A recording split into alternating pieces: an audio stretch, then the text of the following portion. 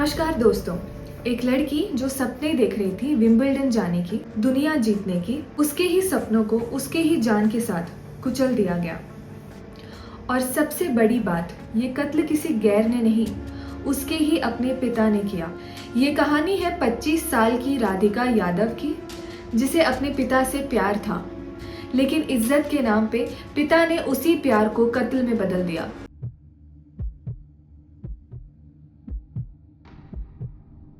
राधिका यादव गुड़गांव के एक सिंपल परिवार में पैदा हुई। 31 मार्च 2000। उसकी मां ने उसे एक नॉर्मल बचपन देने की कोशिश की, लेकिन राधिका कभी नॉर्मल नहीं थी। उसमें टैलेंट था, उसमें सपना था और जुनून था।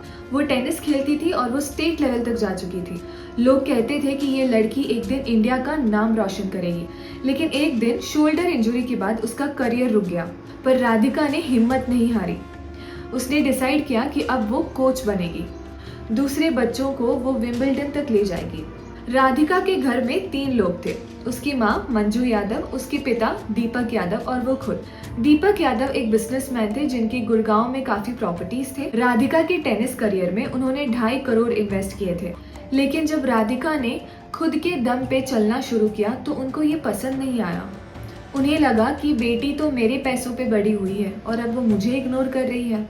उसके ऊपर से समाज के तानों ने उसके ईगो को और तोड़ दिया। लोग कहते थे कि तेरी घर की लड़की तो सोशल मीडिया पे दिख रही है, कर क्या रहा है तू। हिमांशिका राजपूत राधिका की सबसे करीब दोस्त थी। दोनों ने टेनिस साथ खेला, साथ ही पढ़ा और दुख सुख में भी साथ दिया।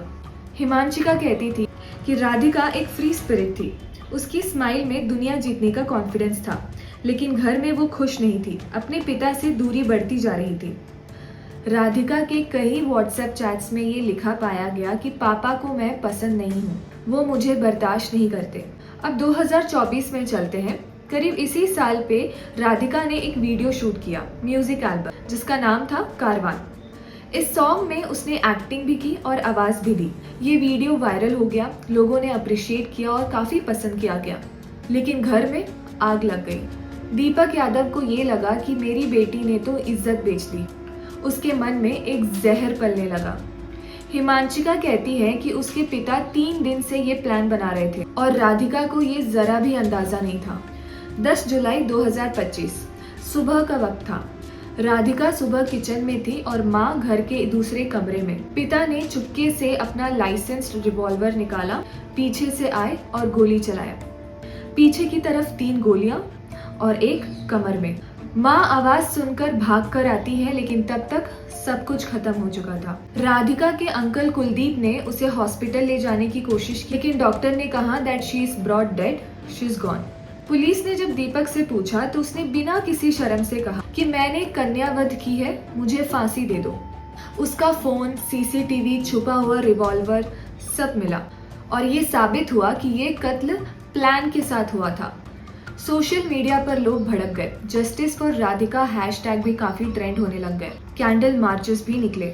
कई लोग इसके बीच में ये भी कहे कि ये लव जिहाद का मामला है, लेकिन हिमांशिका ने सब कुछ क्लियर कर दिया था एक इंस्टाग्राम पोस्ट के जरिए। राधिका किसी से कम नहीं थी, ये सिर्फ एक ईगो ड्रिवन मर्डर केस है।